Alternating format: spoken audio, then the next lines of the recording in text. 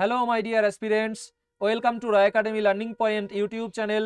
বন্ধুরা, সম্প্রতি যে আরপিএফ এসআই পরীক্ষাটি হলো তার 2/12/2024 মানে 2রা ডিসেম্বরের সেকেন্ড শিফটের সবকটি ম্যাথের কোশ্চেন এই ভিডিওতে সমাধান করে দেব।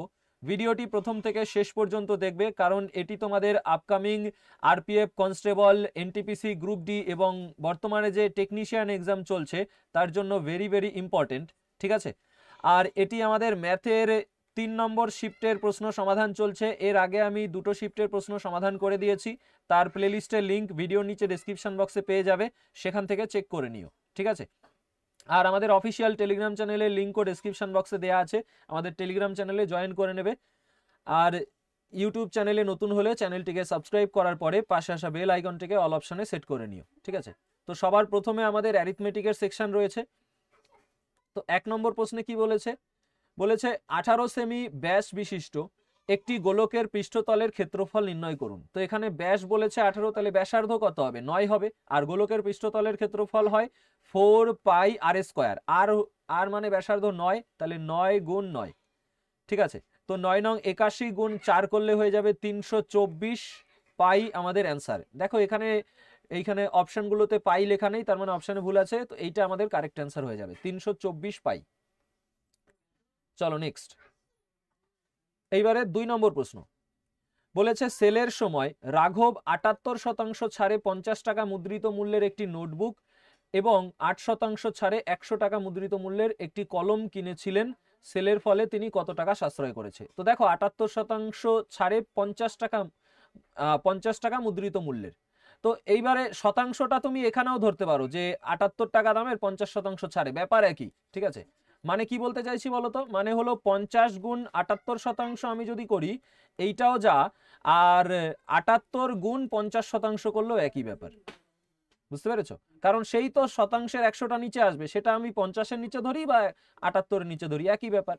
তাহলে আমাদের 78% 50 টাকার কত হয়ে যাবে? 78-এর অর্ধেক হয়ে যাবে, মানে 39 টাকা। আর তোমার 8% ছাড়ে 100 টাকার উপর 8% মানে 8 টাকা, তাহলে 39 × 8 = 47 টাকা সাশ্রয় হয়েছে। ঠিক আছে, বুঝতে পেরেছো? চলো 3 নম্বর। একটি লম্ববৃত্তাকার শঙ্কু এবং একটি লম্ববৃত্তাকার চোঙের উচ্চতার অনুপাত 4:3। তো উচ্চতার অনুপাত মানে h1:h2 বলে দিয়েছে 4:3, আর তাদের ভূমির ব্যাসার্ধগুলোর অনুপাত 7:3 মানে r1:r2 কত বলেছে? 7:3। যদি চোঙটির আয়তন 810 সেমি কিউব হয় তবে শঙ্কুটির আয়তন কত? দেখো আমরা শঙ্কু আর চোঙ, তো শঙ্কু ইস্টু চোঙ যদি করি, শঙ্কুর আয়তন কি হয়? শঙ্কুর আয়তন হয় 1/3 পাই আর স্কোয়ার এইচ। আর চোঙের আয়তন কি হয়? এখানে যেহেতু তোমার প্রথমে শঙ্কু রয়েছে, তাহলে r1, এগুলো সব 1 হয়ে যাবে, r1h1, আর চোঙ হয়ে যাবে তোমার পাই আর স্কোয়ার মানে r2 এর স্কোয়ার এইচ। ঠিক আছে, কারণ দেখো প্রথমে শঙ্কুরটা আমরা h1 ধরেছি আর চোঙেরটা আমরা 2 ধরেছি। আচ্ছা, তো এখান থেকে দেখো কাটাকাটি করলে পাই পাই কাটা চলে যাচ্ছে। এবার বাকি যদি আমি মান বসাই, আর স্কোয়ার, r1 কত? r1 হলো 7, তো 7-এর স্কোয়ার করলে 49 গুণ h1 কত? h1 হলো 4, 49 গুণ 4 নিচে 3 ইস্টু এখানে r2 এর স্কোয়ার, তো r2 কত? r2 হলো 3, 3-এর স্কোয়ার 9, আর h2 কত? 3, তো 9 গুণ 3।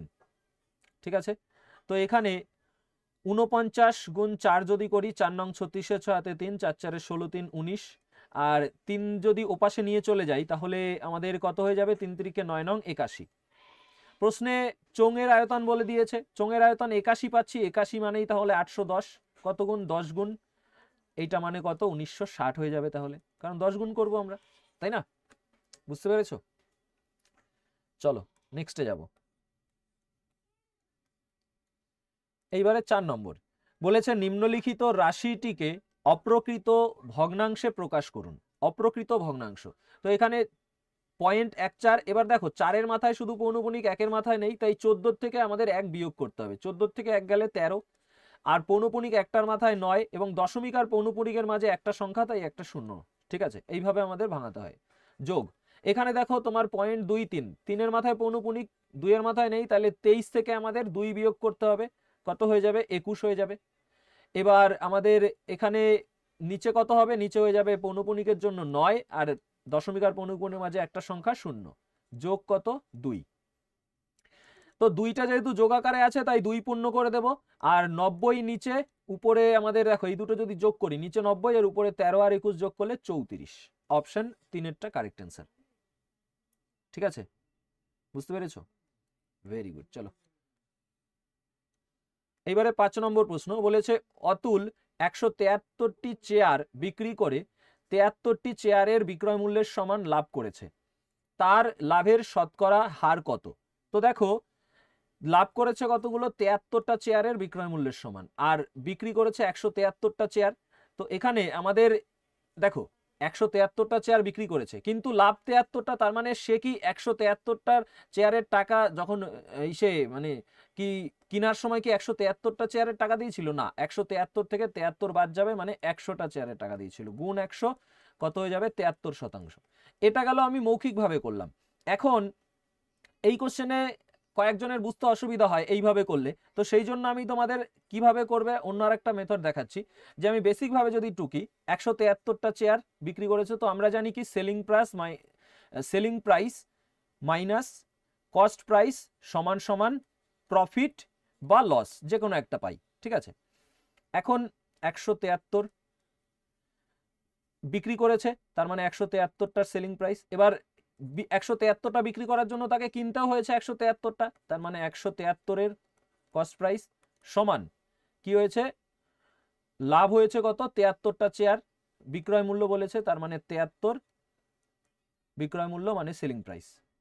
ঠিক আছে, এখন এটাকে সমাধান করতে হবে। তো আমি এই 73টাকে যদি এপাশে নিয়ে যাই, 173 থেকে 73 গেলে হয়ে যাবে 100 এসপি, এই 173কে ওপাশে নিয়ে গেলে এটা হয়ে যাবে 173 সিপি।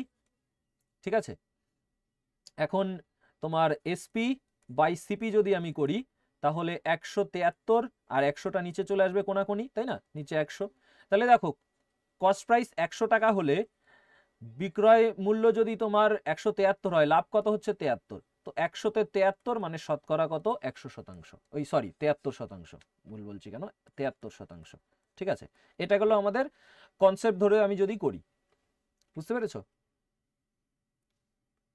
আশা করি ক্লিয়ার হয়েছে। আর পেইড ক্লাসের মধ্যে তোমাদের এই কোশ্চেন করিয়েছি আমি, এগুলো রেলের কমন কোশ্চেন, রেলে আসবেই প্রত্যেক বছর। এবারে 6 নম্বর দেখো, বলেছে প্রদত্ত যে এত সমান এক্স আর এইটা সমান ওয়াই, তাহলে এটার মান কত?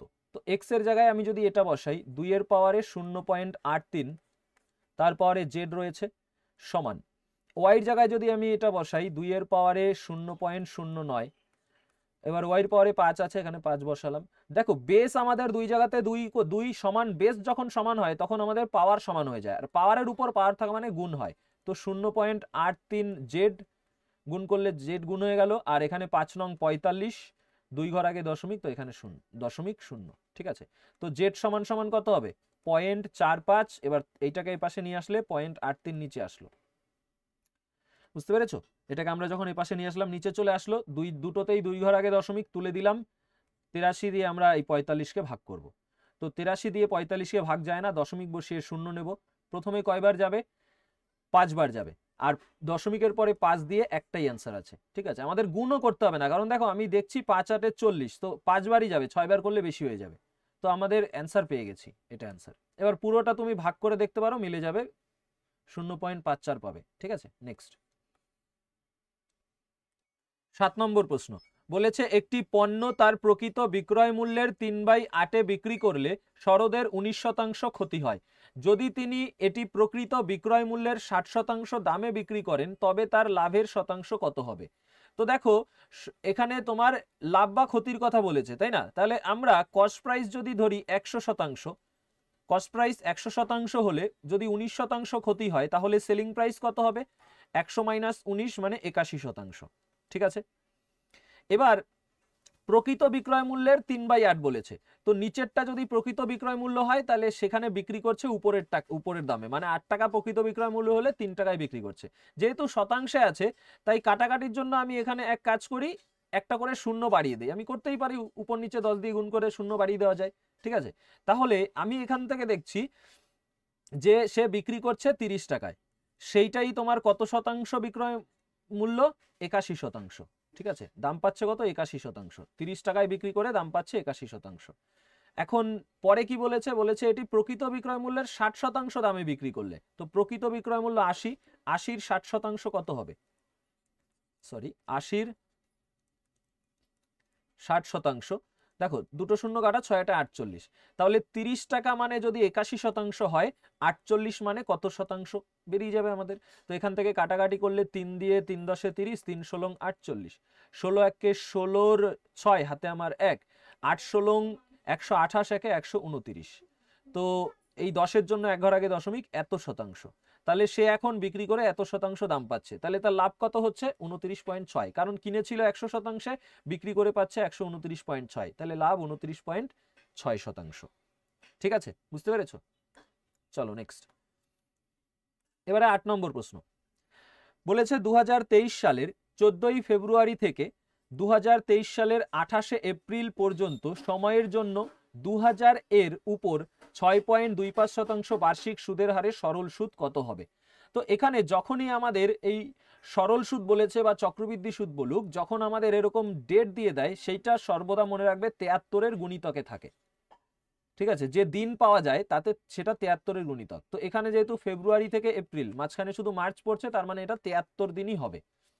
তো সেই হিসাবে আমাদের কি চেয়েছে? সরল সুদ। সরল সুদ মানে কি? পিটিআর বাই 100, তাহলে প্রিন্সিপাল কত? 2000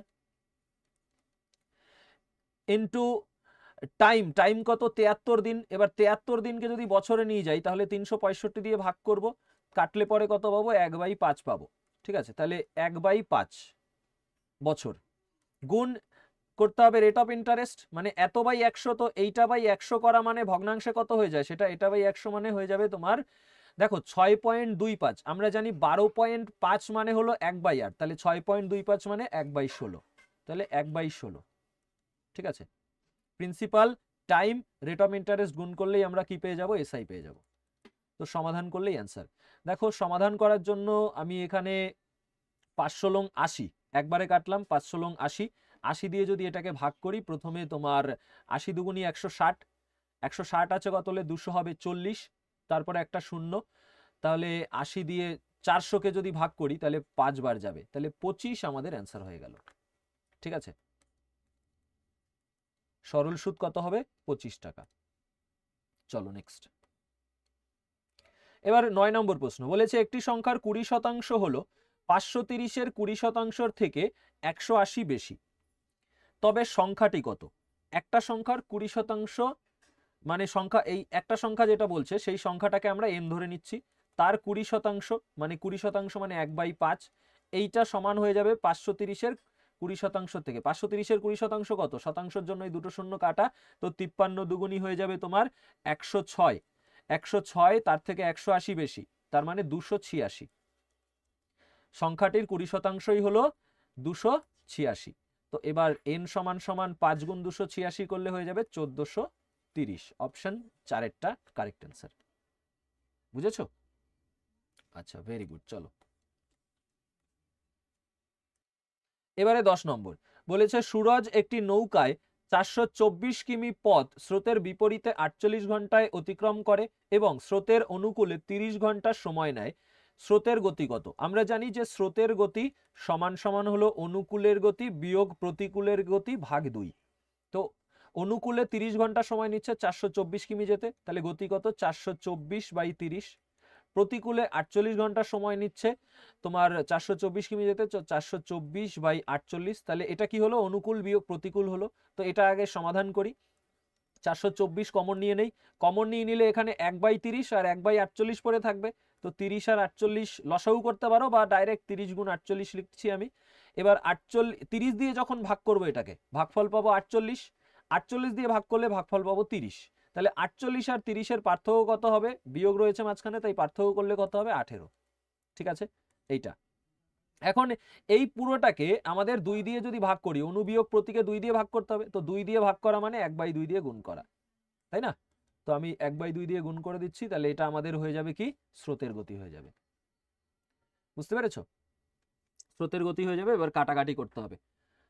তো এখানে আমরা যদি কাটি তোমার 3 দিয়ে 3 6 18, বা 6 দিয়েই কাটি একবারে, 6 দিয়ে তোমার এই সরি এটা 18 ছিল, 18, 6 দিয়ে কাটি 3 6 18, 6 দিয়ে 6 8 48, ঠিক আছে।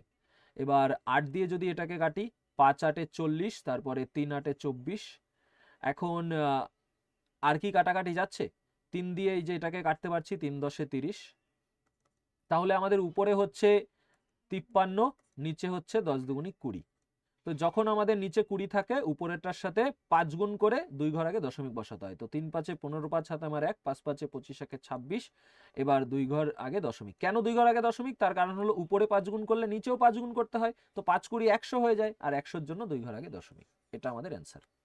ঠিক আছে, ক্লিয়ার হয়েছে? চলো এবারে 11 নম্বর বলেছে 8টি সংখ্যার গড় 20 এবং এই সংখ্যাগুলির মধ্যে 5টি সংখ্যার গড় 12, বাকি 3টি সংখ্যার গড় কত? তো 8টার গড় যদি 20 হয়, মোট হয়ে যাবে 8 20 160। 5টার গড় হচ্ছে 12, মোট হয়ে যাবে 5 12 60। তাহলে 8টা থেকে 5টা বাদ দিলে 3টে থাকে, তাকে 3 দিয়ে ভাগ করে দিলেই সেই 3টের গড় বেরিয়ে যাবে। তাহলে 160 থেকে যদি 60 যায়, তাহলে 100/3 মানে 33.33। অপশন 2 এরটা কারেক্ট অ্যান্সার। নেক্সট, এবারে 12 নম্বর বলেছে 6 গ্রাম প্রতি সেমি কিউব ঘনত্ব বিশিষ্ট ধাতু দিয়ে একটি ফাঁপা গোলাকার শেল গঠন করা হয়। এটির অভ্যন্তরীণ এবং বাহ্যিক ব্যাসার্ধ হলো যথাক্রমে 2 সেমি এবং 4 সেমি। শেলটির ওজন কেজিতে কত হবে? তো এখানে আমাদের শেলের আগে আয়তন বের করব। তো 1 ঘন সেমি মানে 1 ঘন সেমির ওজন কত? 6, তাহলে টোটাল কত ঘন সেমি হবে? আয়তন হয়ে যাবে, তার সাথে 6 গুণ করে দেবো, গ্রামে ওজন বেরোবে। তাকে কেজিতে নেওয়ার জন্য 1000 দিয়ে ভাগ করে দেবো। ঠিক আছে, তাহলে আগে আয়তন বের করি। আয়তন কি? আয়তন হলো 4/3 পাই মানে 22/7। আর কিউব হয়, যেহেতু ফাঁপা, তো আগে আমাদের বাহ্যিক যে ব্যাসার্ধ তার কিউব মাইনাস অভ্যন্তরীণ ব্যাসার্ধর কিউব করতে হবে, তাহলে 4/3 পাই আর কিউব হলো। ঠিক আছে, এটা হয়ে গেল আয়তন। তো 1 ঘন সেমির ওজন 6 গ্রাম, তো এত ঘন সেমির হয়ে যাবে এত গুণ 6। এবার এটাকে কেজিতে নেওয়ার জন্য 1000 দিয়ে ভাগ করে দেবো, তাহলে এটা হয়ে যাবে আমাদের কেজি, এত কেজি, এটাই অ্যান্সার পাবো। এবার এটা পুরো সমাধান না করে আমরা দেখতে পাচ্ছি এখানে 22 রয়েছে। 22 মানে 11 দ্বারা বিভাজ্য হবে, যেটা উত্তর সেটা আমাদের 11 দ্বারা বিভাজ্য হবে। তো 11-র বিভাজ্যতা চেক করি। এখানে তো দেখতেই পাচ্ছি যে 1 আর 8 আর 4 12, 12 থেকে তোমার 1 গেলে হয়ে যাবে 11, তার মানে এটা তো বিভাজ্য। এটা যদি দেখি 9 আর 1 10, 5 আর 2 7, 10 থেকে 7 গেলে 3, 11 দ্বারা বিভাজ্য না। 3 আর 8 হয়ে যাবে তোমার 11, 11 থেকে 2 গেলে হয় 9, 11 দ্বারা বিভাজ্য না। এটাও তোমার 3 2 5 7, এটাও 11 দ্বারা বিভাজ্য না। তাহলে অ্যান্সার হয়ে গেল এটা। এবার যদি 11 দ্বারা বিভাজ্যতা না থাকতো, তাহলে আমাদের এখানে সমাধান করে দেখতাম।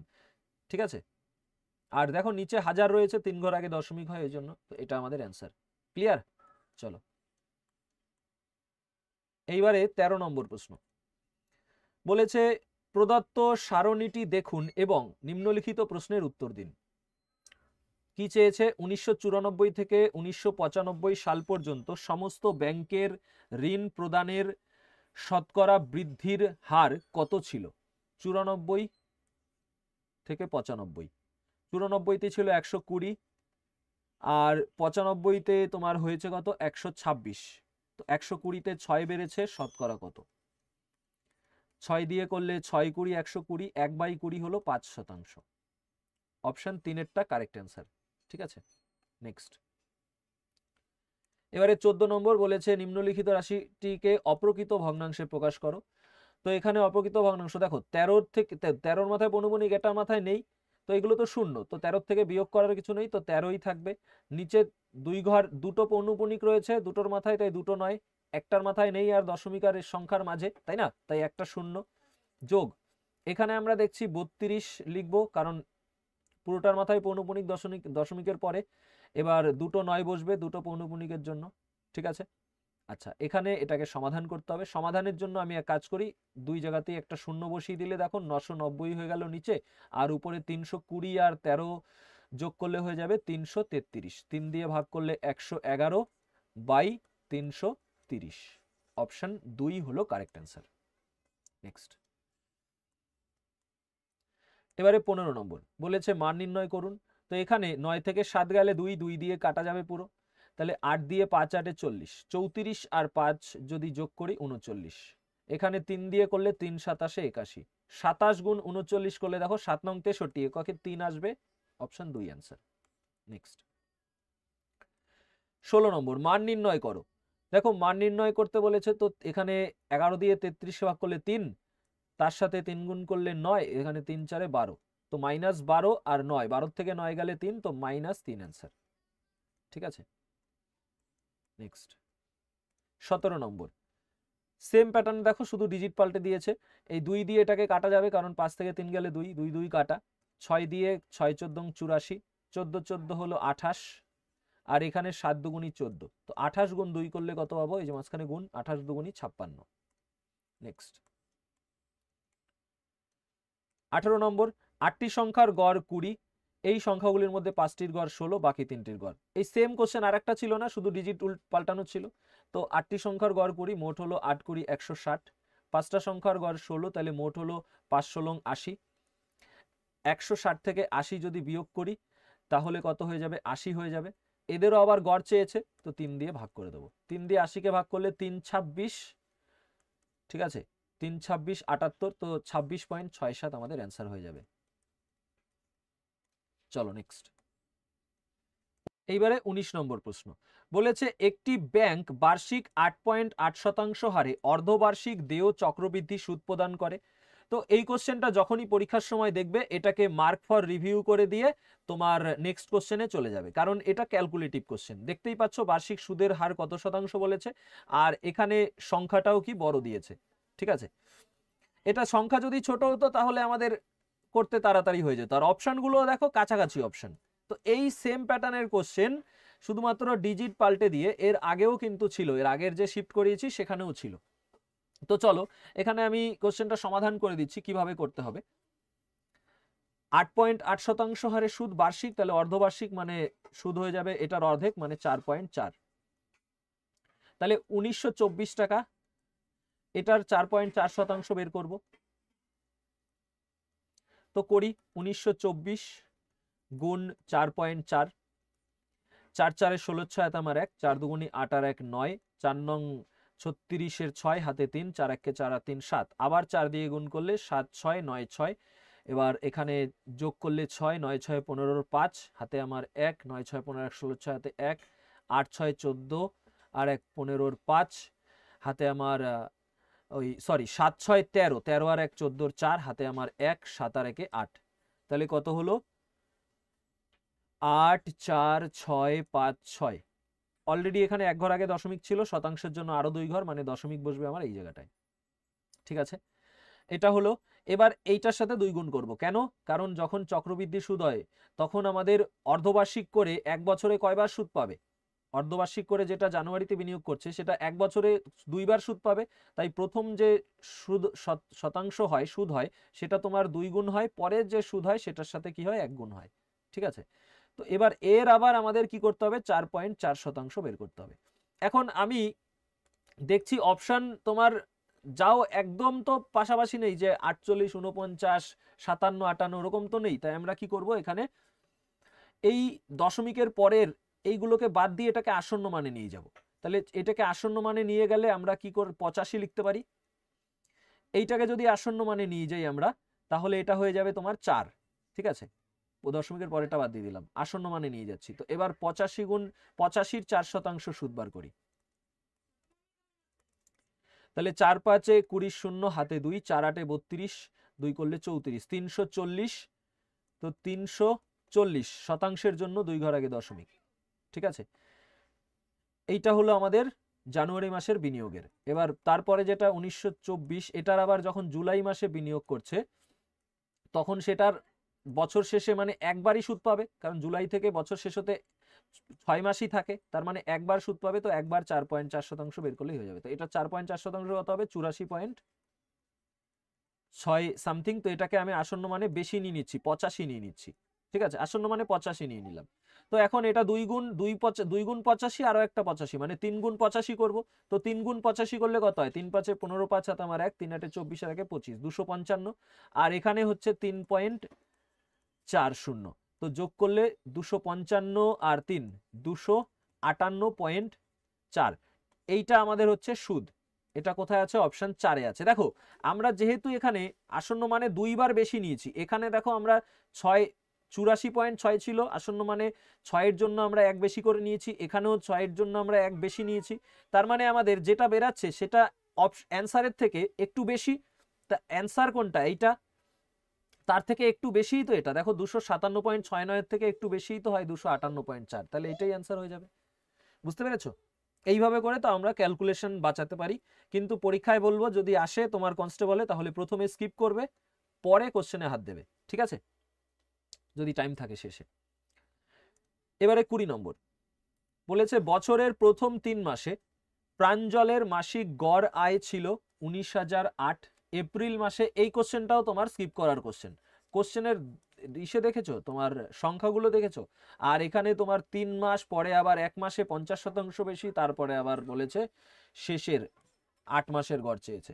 তো এটা আমি এখানে এর আগের ক্লাসে ডিটেলসে বুঝিয়েছি, এখানে শর্টকাটে আমি করব। ঠিক আছে, আগের ক্লাস দেখে নিও, তারপর এটাকে দেখবে। ঠিক আছে, এটাকে আগে দেখে টুকে নেওয়া দরকার হয়, তারপরে আগের ক্লাসগুলো দেখে নিও না দেখা থাকলে। এইসব কোশ্চেনগুলো খাতায় টুকে করবে, ক্যালকুলেশন যত করবে স্পিড বাড়বে। পরীক্ষার সময় যদিও প্রথমে স্কিপ করবে, কিন্তু বাড়িতে ক্যালকুলেশন করলে তো স্পিড বাড়বে, কখনো ক্যালকুলেশন থেকে পিছু হাঁটবে না। ঠিক আছে, বাড়িতে প্র্যাকটিস করার সময়। বলেছে বছরে প্রথম 3 মাসে প্রাঞ্জলের মাসিক গড় আয় এত, আর তার এপ্রিল মাসে বলেছে 50% বেশি। তাহলে এখান থেকে আমি ধরে নিচ্ছি 4 মাসেই, ডেভিয়েশন মেথডে করব, 4 মাসেই আমার গড় কত? 19,008। তাহলে আমি কত কম ধরেছি? এই যে এপ্রিলে 50% বেশি, এটা কম ধরেছি। তাহলে এপ্রিল মানে 19,008 এর 50%, মানে এইটাই তোমার এপ্রিল, এইটাই বেশি হচ্ছে। দেখো 3 মাসের গড় এত, পরের মাসের বলেছে 50% বেশি, আমি ধরে নিয়েছি পরের মাসেও এত। তাহলে আমি কত কম ধরেছি? এটারই 50% কম ধরেছি। আচ্ছা, এখানে 8 রয়েছে, 50% কম ধরেছি। তাহলে এই যেটা বেশি, সেইটা কি হয়? সেটা সবার মধ্যে ভাগ হয়। সবাই মানে কত মাস? এখানে 3 মাস, আর পরে এপ্রিল মাস, মানে 4 মাসের মধ্যে ভাগ হয়ে যাবে। তো এটাকে 4 দিয়ে ভাগ করতে হবে। তো গড়ে এত বেশি, মোটে ছিল 19,008 গুণ 1/2 বেশি, গড়ে 19,008 গুণ 1/2/4 বেশি। ঠিক আছে, তো কাটাকাটি করি, 4 দুগুণি 8 দিয়ে, 8 দিয়ে যদি কাটি, 8 দুগুণি 16, 3 0 30, 8 দুগুণি 16, 3 0 30, তাহলে 3 8 24, 6 0 60, 7 8 56, 4 8 48, তো 6 8 48, তো কত হচ্ছে? 2 3 7 6 এত। এবারে আমরা অ্যালিগেশন মেথড করব। 4 মাস পরে চেয়েছে, মে থেকে ডিসেম্বর 8 মাস। 4 মাসে কত গড় পাচ্ছি? এতে যোগফল কত হচ্ছে? 8 আর 6 14, 4 হাতে আমার 1, 7 আর 1 8, 3 আর 0 3, 2 9 2 11 1 হাতে 1, 1 আর 1 2, এত পাচ্ছি। আর 8 মাসে কত সেটাই বের করতে হবে, জানি না, তো এটা ফাঁকা রাখছি। এখন 12 মাসে কত বলে দিয়েছে সেটা মাঝখানে থাকবে। 4 মাস আর 8 মাস মিলিয়ে 12 মাস, মিক্সরো যেটা থাকে সেটা মাঝখানে হয় অ্যালিগেশনে, 9 9 7 0 8। এখন এটা বিয়োগ, এই দুটোর পার্থক্য বের করি। 4 আছে কত হলে 8 হবে 4, 8 আছে কত হলে 10 হবে 2, 3 আর 1 4 আছে কত হলে 7 হবে 3, 1 আছে কত হলে 9 হবে 8, 2 আছে কত হলে 9 হবে 7। তাহলে এই দুটো অনুপাতে থাকে, কাটলে পরে 4 1 4, 4 2 8, 2 মানে যদি এত হয়, 1 মানে কত হবে? এটার অর্ধেক, এটার অর্ধেক করব 2 দিয়ে কেটে, 3 2 6, 9 2 18, 2 1 2, 6 2 12, 2 2 4। তাহলে এইটার থেকে বিয়োগ করে এটা পেয়েছি, তাহলে এই দুটো যোগ করে এটা পাবো, কারণ এইটার মানের থেকে একটা ছোট একটা বড় হয়, তো এই দুটো যোগ করলে এটা পাবো। তো 8 আর 2 10 0 হাতে আমার 1, 6 আর 1 7, শেষে 70 আছে একটা অপশানে, তো এটা আমাদের অ্যান্সার। এইভাবে করলে তাও ক্যালকুলেশনটা অনেক বাঁচানো যায়। ঠিক আছে, বুঝতে পেরেছো? একবার শুধুমাত্র ভাগ করলাম, তারপরে যোগ করে অ্যালিগেশন করে দিলাম। তো এইভাবে করবে পরীক্ষার সময়, কিন্তু বলবো প্রথমে স্কিপ করো, যখন এরকম বড় সংখ্যা দেখবে স্কিপ করবে, ছোট সংখ্যা হলে ডাইরেক্ট করে দাও। ঠিক আছে, চলো নেক্সট। এবারে 21 নম্বর বলেছে একজন ব্যক্তির 4 কিমি প্রতি ঘন্টা গতিতে 7 ঘন্টায় একটি নির্দিষ্ট দূরত্ব এবং 2 কিমি প্রতি ঘন্টা গতিতে 2 ঘন্টায়, তাহলে 4 কিমিতে 7 ঘন্টায় 4 সাথে 28 কিমি যাবে, আর 2 কিমি বেগে 2 ঘন্টায় 2 দুগুণি 4 কিমি যাবে। তাহলে মোট দূরত্ব এত, তাকে আমরা কি করব, মোট সময় দিয়ে ভাগ করে দেবো, গড় দূরত্ব পেয়ে যাব। মোট দূরত্ব বাই মোট সময় সমান হলো গড় দূরত্ব। তাহলে মোট সময় কত, 7 2 9, 28 4 হয়ে যাবে 32 বাই 9, 9 দিয়ে করলে তোমার 3 নং 27 আছে 5 32 9, এটা आंसर। নেক্সট 22 নম্বর, 6টি বাক্সের গড় এত, প্রথম বাক্সটির ওজন বাকি বাক্সগুলির ওজনের 1/5। প্রথম বাক্সটার ওজন বাকি বাক্সগুলোর ওজনের 1/5। তো 6টার গড় ওজন যদি 14 হয় তাহলে তোমার 6টার মোট ওজন কত হবে, 14 গুণ 6, 6 14 84। তাহলে একটার ওজন কত, 6 দিয়ে ভাগ করে দেবো, 6 দিয়ে করলে 6 14 84, 14 হলো। ঠিক আছে, প্রতিটার গড় ওজন 14, তো এটাই আমাদের অ্যান্সার হয়ে যাবে। এবার বলবে কেন স্যার এটা অ্যান্সার হলো, দেখো প্রথম বাক্সটির ওজন বাকি বাক্সগুলির ওজনের 1/5। তাহলে আমরা যদি দেখি প্রথম বাক্স আর বাকি বাক্সগুলোর ওজন যদি 5 হয় তাহলে প্রথমটার ওজন হবে 1। ঠিক আছে, টোটাল কত, 5 আর 1 6, টোটাল ওজন হচ্ছে 5 আর 1 6, আর টোটাল এখানে পাচ্ছি 6 14 84। তো সেই জন্যই 84কে আমরা 5 আর 1 6 দিয়ে ভাগ করে দিলাম, তাহলে কত পেলাম 14। তার মানে তোমার 6 1 একক, 6 মানে কত 84, 1 মানে 14, 1 এর মানই চেয়েছে, প্রথমটার ওজনই চেয়েছে 14 কেজি। বুঝতে পেরেছো? চলো নেক্সট। এইবারে আমাদের 23 নম্বর বলেছে যে একটি গ্রামের জনসংখ্যা ছিল 1,30,000। এটা প্রথম তোমার বছরে 10% আর দ্বিতীয় বছরে 30% বৃদ্ধি পেয়েছে, 2 বছর পর কত হবে? তাহলে প্রথম বছর 10% মানে 10 থাকলে সেটা হয়েছে 11, 30% মানে 3/10, 10 থাকলে হয়েছে 13। তাহলে 10 10 100, 13 11 করলে 143। তাহলে তোমার বলেছে গ্রামের জনসংখ্যা এত, চেয়েছে 2 বছর পর, তাহলে এইটা মানেই কত, এত 2 বছর পর এত হবে। তাহলে এটা কত গুণ, 1 3, এই দুটো শূন্যর সাথে এই দুটো শূন্য কাটা, 1300 গুণ। তাহলে এখানে এর সাথে 1300 গুণ করব, তো 1300 গুণ করলে আমাদের হয়ে যাবে এটা অ্যান্সার। ঠিক আছে, 3 তারং 39 এর 9, আমাদের এটা অ্যান্সার, অপশন 2 এরটা। চলো নেক্সট।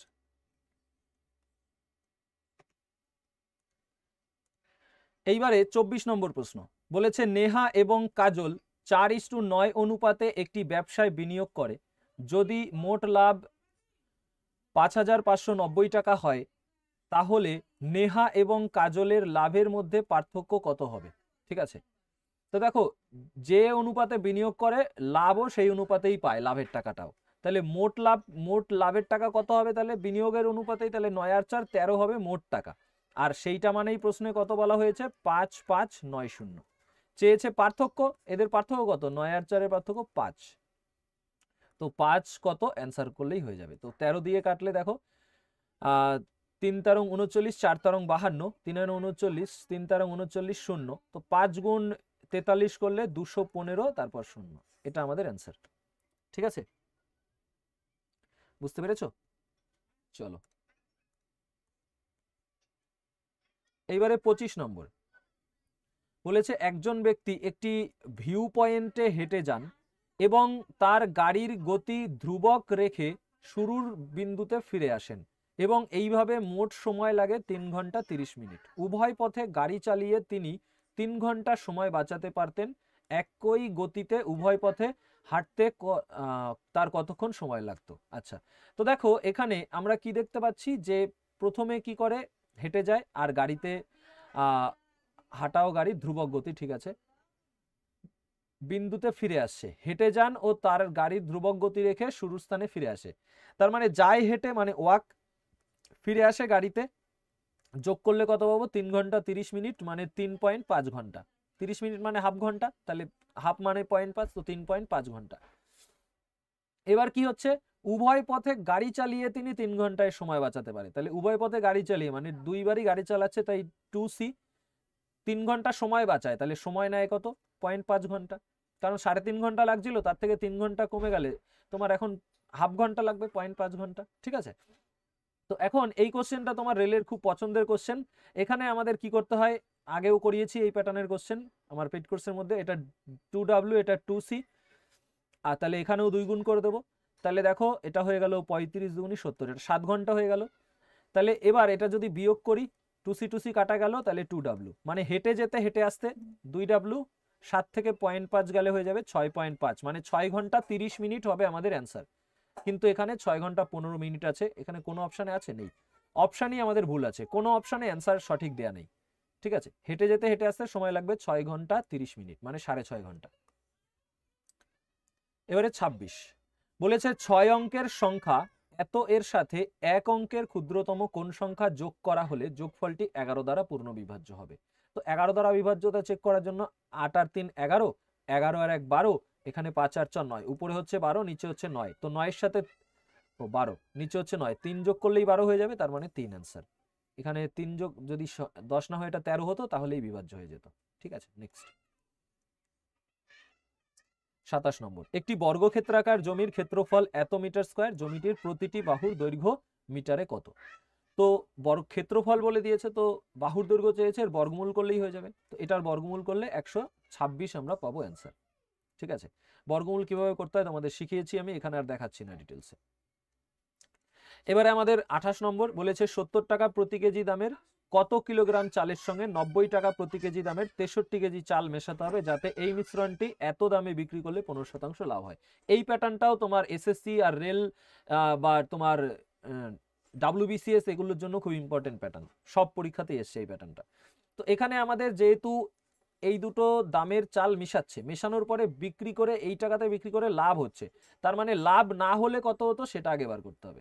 তো 96.6, ঠিক আছে, 96.6 বিক্রি করে 15% লাভ হচ্ছে। 15% মানে কত? 3/20, তাহলে 20-তে 3 লাভ হচ্ছে মানে 23 টাকা। তাহলে 23 মানেই হচ্ছে এত, কারণ এইটাই বলেছে বিক্রি করে, লাভ বিক্রি করলে লাভ হয়, তার মানে 23 টাকা বিক্রয় মূল্য, তা 23 টাকা মানেই এত, দরকার আমার 20 কত। 23 দিয়ে এটাকে কাটবো, 23 দিয়ে যদি এটাকে কাটি তাহলে তোমার এখানে কত হবে,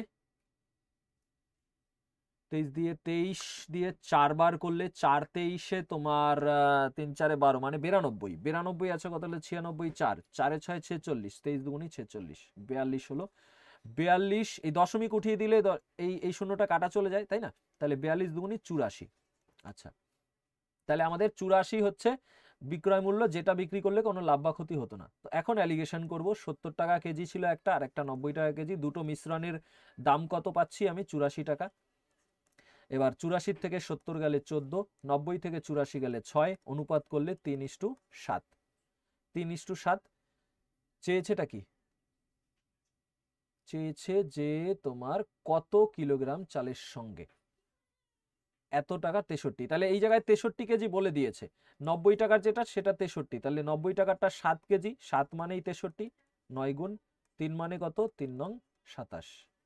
ঠিক আছে, চলো নেক্সট 29 নম্বর বলেছে একজন ব্যক্তি একটি বস্তুর মুদ্রিত মূল্যের উপর D% ছাড় দিয়ে তারপর সমান নমিনাল মূল্যের অন্য একটি ছাড় দিয়ে 630 টাকায় বিক্রি করে, যদি বস্তুটির মুদ্রিত মূল্য 700 হয়। তো মুদ্রিত মূল্য 700 ছিল, প্রথমে তার উপর একটা ছাড় দিচ্ছে, ছাড় দিয়ে একটা দাম হচ্ছে, তারপরে আবার ছাড় দিচ্ছে, কারণ বলেছে যে তোমার সমান নমিনাল ছাড় মানে একই ছাড়, প্রথমে D% ছাড় দিলে পরেও D% ছাড় দিচ্ছে, দেওয়ার পরে দাম হচ্ছে 630।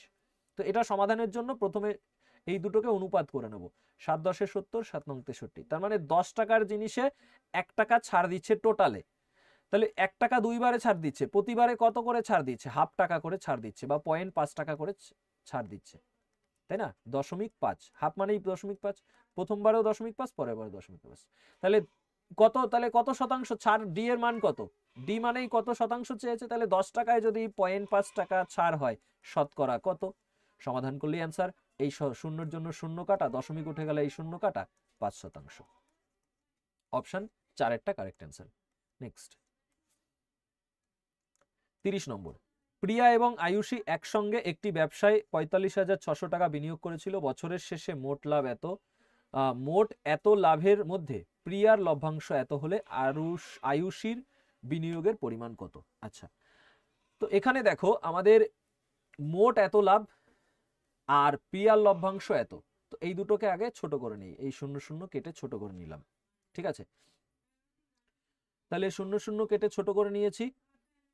তাহলে এইখানে এদের 75 থেকে যদি এটা বাদ দেই তাহলে প্রিয়া আর কি আরুষি, প্রিয়ার যদি 18 হয়, 75 থেকে 18 গেলে 8 আছে কত হলে 15 হবে, 7 হলে হাতে আমার 1 1 2 আছে কত হলে 7 হবে, 5 হলে 18:57, তো 3 দিয়ে করলে 3 6 18, 3 19 57। তো এদের বিনিয়োগের যে অর্থ তার অনুপাত হলো 6:19। টোটাল বিনিয়োগ বলেছে এত, তাহলে টোটাল 19 আর 6 কত 25, 25 মানেই 4 5 6 0 0, তাহলে 1 মানে কত 25 দিয়ে কাটবো, 25 1 কে 25 থাকে 20, 206, 8 25 200, 6 0 60, 25 দুগুণী 50, 50 আছে কত হলে 60 হবে 10 100, তাহলে তোমার 4 25 100, তাহলে 1 মানে এত চেয়েছে আরুষির, মানে 19 মানে কত, তো 19 গুণ এটা করতে হবে। তো 19 গুণ 1 8 2 4, পুরোপুরি গুণ না করে অপশন দেখেই হয়ে যাবে। এককে 6 একটাতেই আছে, দেখো 4 নং 36-এর 6 এককে পাচ্ছি, এইটাই অ্যান্সার। ঠিক আছে, চলো নেক্সট। এইবারে 31 নম্বর, যদি একই সুদের হারে 2 বছরে সরল সুদ এত, চক্রবৃদ্ধি সুদ এত হয়, তাহলে মূলধন কত? 2 বছর বলেছে, সরল সুদ সমান হয় প্রত্যেক বছরে, তাহলে 30 30 করে সুদ হয়েছে। এবার চক্রবৃদ্ধি সুদ 66, মানে প্রথম বছরে 30 টাকার উপরে সুদ হয়েছে 6 টাকা, পরের বছরে গিয়ে, তাহলে 30 টাকায় 6 টাকা সুদ মানে কত শতাংশ? 30-এর 6, 6 দিয়ে কাটলে 5, মানে 1/5 20%। তাহলে সুদের হার 20%, তাই তো? তাহলে চেয়েছে কি মূলধন, তাহলে এই 30 টাকা যেটার উপর সুদ হয়েছে সেইটার 20% করেই 30 হয়েছে, তাই না? সুদের হার তো সেমই থাকবে, একই সুদের হার, তাহলে যে আসল ছিল তার 20% করেই 30 হয়েছে। তাহলে এক্স ধরে নিচ্ছি আসল, বা পি প্রিন্সিপাল, পি আসল ধরে নিচ্ছি, তার 20% মানে 1/5, এটাই হচ্ছে 30, পি সমান সমান হয়ে যাবে 3 5 15, 150 অ্যান্সার। ঠিক আছে, নেক্সট 32 নম্বর, বিশাল স্রোতের বিপরীতে 45 ঘন্টায় নৌকায় এত কিমি পথ অতিক্রম করে, সে অনুকূলে এত কিমি, স্রোতের গতি কত? তো সেম কোশ্চেন করিয়েছি, এটা HW দিয়ে দিচ্ছি, শুধু ডিজিট আলাদা ছিল। মনে করো যে স্রোতের গতি সমান সমান অনুবিয়োগ প্রতি ভাগ 2, তো সেম প্যাটার্ন ছিল না, শুধু ডিজিট আলাদা, HW থাকলেও করে নেবে, কমেন্ট করবে অবশ্যই করার পরে। 33 নম্বর, সুনয়না এবং রিমা একটি ব্যবসায় 3:9 অনুপাতে বিনিয়োগ করে, যদি মোট লাভ এত হয় তাহলে সুনয়না এবং রিমার লাভের পার্থক্য কত হবে? তো দেখো বিনিয়োগ এটাও তো সেম করালাম, এই সেম জিনিস আরেকবার করেছি। পার্থক্য চেয়েছে 8 আর 3 11 মানে এত, চেয়েছে পার্থক্য 8 থেকে 3 গেলে 5 মানে কত, সমাধান করবে, এটা অ্যান্সার পেয়ে যাবে। ঠিক আছে, এটা পাবে তো, হ্যাঁ এটাই অ্যান্সার আসবে। ঠিক আছে, কোশ্চেনটা নেক্সট 34 নম্বর, এটা সমাধান করতে শেষে সবগুলোর নিচে 12 আছে, তাহলে এইগুলোর নিচে 6 আছে, তো এইগুলোর নিচে 2 গুণ করলে উপরেও 2 গুণ করব, তাহলে 4 আর 1 5 আর 3 8, প্রত্যেকটার সাথে 2 গুণ করা আর যোগ করে 2 গুণ করা একই ব্যাপার, 8 দুগুণই কত 16, তাহলে উপরে হলো 16 আর এই 4 হচ্ছে 20, আর নিচে সব 12 হয়ে গেছে, তাই 12ই হবে, বিয়োগ 1, 12 1 কে 12, 20 থেকে 12 গেলে 8/12। নেক্সট 35 নম্বর, নিম্নলিখিত কোন ভগ্নাংশটি বৃহত্তম? প্রথমে এই দুটোর মধ্যে দেখো লব সমান হলে হর যেটার ছোট হয় সেটাই বড় হয়, তো এটা আমাদের কাটা গেল, এটা বড় থাকলো। এবার এখানে দেখো, এখানে 8 গুণ করলে 6 8 48, এখানে 8 গুণ করলে 8 নং 72, তাহলে এইটারও দেখো লব সমান করে দিয়েছি, হর এটার বড় হচ্ছে, তার মানে এইটা ছোট এইটা বড়। এবার এই দুটোর মধ্যে চেক করব, ঠিক আছে? তো 7 দিয়ে করলে 48-এর কাছাকাছি চলে যাই। তুমি এখানে দেখতেই পাচ্ছ যে যার কাছে হিসাবও করা লাগে না, যার কাছে 55 টাকা আছে সে তোমাকে 48 টাকা দিল, আর যার কাছে 84 টাকা আছে সে 7 টাকা দিল, তাহলে কে বেশি দিল তোমাকে? যার কাছে কম ছিল বেশি টাকা দিল সেই বেশি দিল, তার মানে এইটা সব থেকে বড়। ঠিক আছে, আচ্ছা 35টা কোশ্চেন হয়ে গেছে।